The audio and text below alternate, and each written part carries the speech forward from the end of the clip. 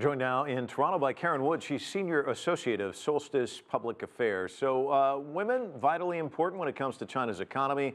Where are things with gender equality in China? We hear so many complaints from different countries about the lack of opportunities for women. Where does China land in all of this? Well, first of all, Mike, happy International Women's Day. As you've said in the program, women have indeed come from a long way in China. Back in 1949, it was Chairman Mao who famously said, women hold up to half the sky. And if you look at the numbers, women overwhelmingly outnumber men in college and university enrollment. Especially women entrepreneurs have really flourished in China in the past 10 years. Women have done tremendously well in the areas of online retail, commerce, construction, real estate, and manufacturing. So you do see more women participating in the labor force, and this is certainly a very encouraging sign. Yeah, it's interesting you bring that up. I was in China last year. I met with a couple of women CEOs. They seemed to think that the gender issue wasn't really something standing in their way. Their beef was more of a cultural one with their parents saying, you know, when are you going to settle down and get married? When are you going to start having kids? All of those pressures in addition to being a CEO. Right. Well, let's not forget there is a cultural stigma because traditionally women sort of are viewed as someone who plays second fiddle to men. And back to what you just said, let me quote you a figure.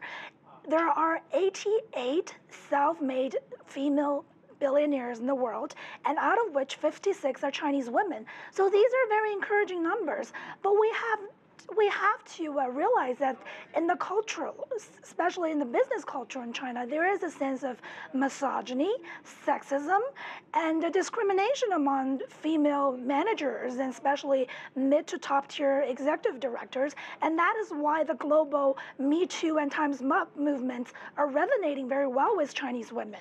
What do you think of the remaining challenges in China? Because you're making some really good points. I mean, women really are paving new roads in China.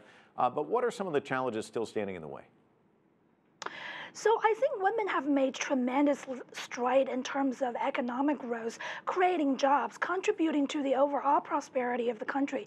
But let's not be complacent and pat ourselves on the back. We have to remember, politically, Chinese women have not got very far.